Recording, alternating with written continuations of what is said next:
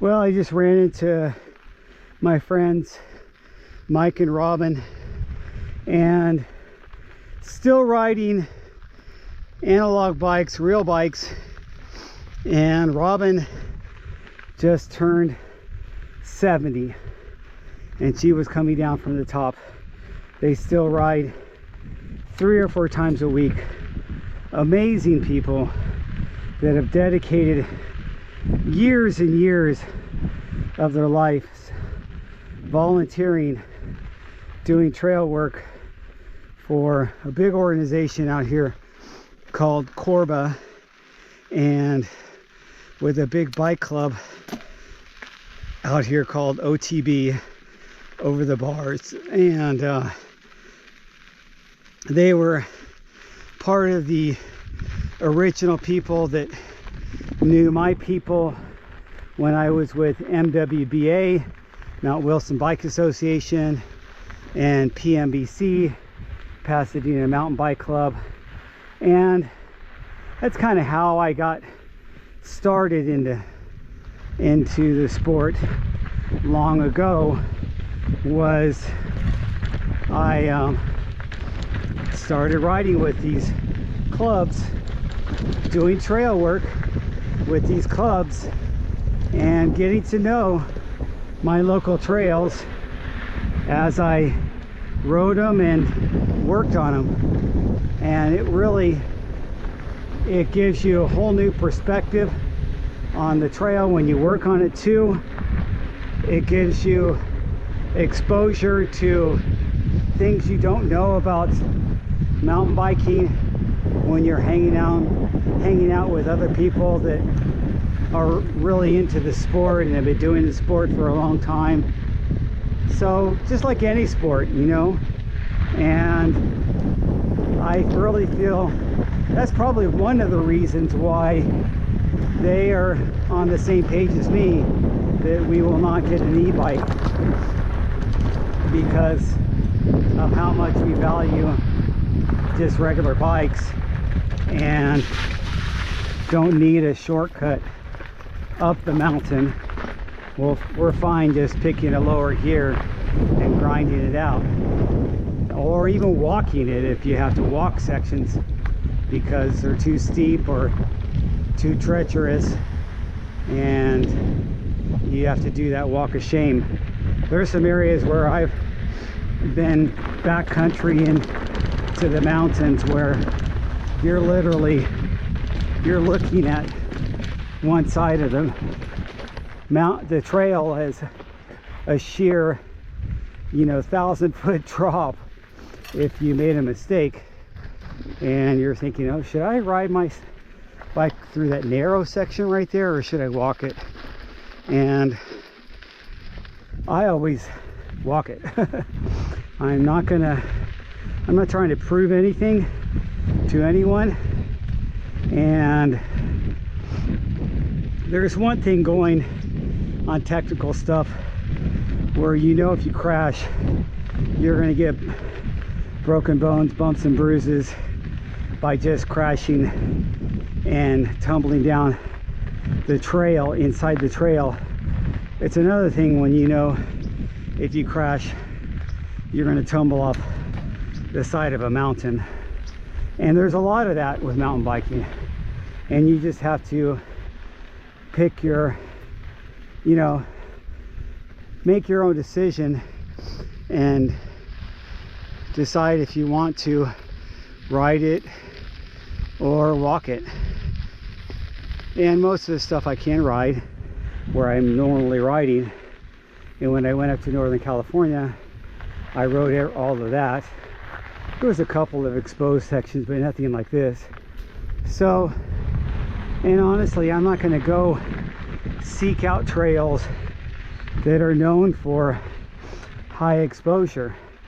I had to cut my teeth on some of those trails with San Miro, with Mount Low East Trail, that whole Wilson descent. Of course, I climbed up there. I was never a shuttler, but I would climb up to Inspiration Point or climb all the way up to Mount Wilson and come down the San Merrill Trail, Sunset Trail, and all those trails. And they do have some really exposed sections. But when I was riding it all the time, I rode, pretty sure, I know I didn't ride Mount Low East every single section of that. There was one section I always walked. And I will, if I go back to that trail, I will probably walk that section again. Just like on Strawberry Peak, there's this one section I will always walk. Now I haven't seen it since they improved on it a little bit, but when I rode it before, there was this one section that I would not ride my bike through it. I will walk my bike through it. And Sunset, I was able to clean that whole trail and not walk any of those sections, even though there are some exposed switchbacks and fast segments. But I was able to ride it, probably not as fast as some of you guys, but I was riding it and I was fine. And which one? Middle San Merrill, that one has one turn called the Widowmaker. That's because you have like a 500-foot drop if you don't make that turn, and you slide across the shale granite surface of that turn, because it's all granite slab right there, and you're coming in and you're going a little bit to the right. I rode that once or twice, but usually I would walk that. I just didn't want to have to deal with my tires slipping out and falling to my death. So I do love life. I love my life. And I'm not trying to test my mortality. Hello, just me. All right. Anyway, so this section, upper section, is really fun. Look, it's very smooth. And I used to tell you guys, if you watch my old videos of me riding up here all the time with my 7 Sola, because for years my rigid single speed 7 Sola was my daily driver.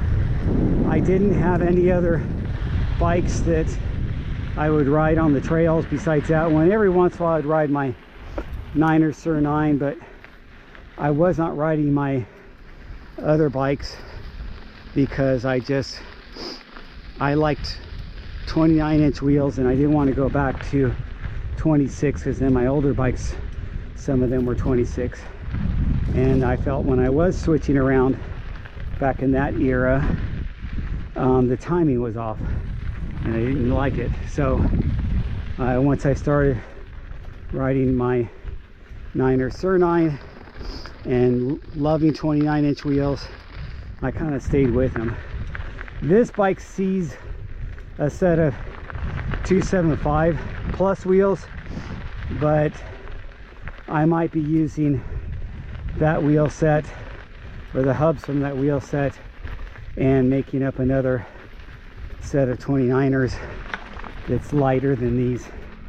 These are pretty heavy because they're super wide. 40mm internal width on the front, 35 on the rear. So they, with that and the wide cush core and the big durable tires, they add that rotational mass to this bike that I don't have with my single speed.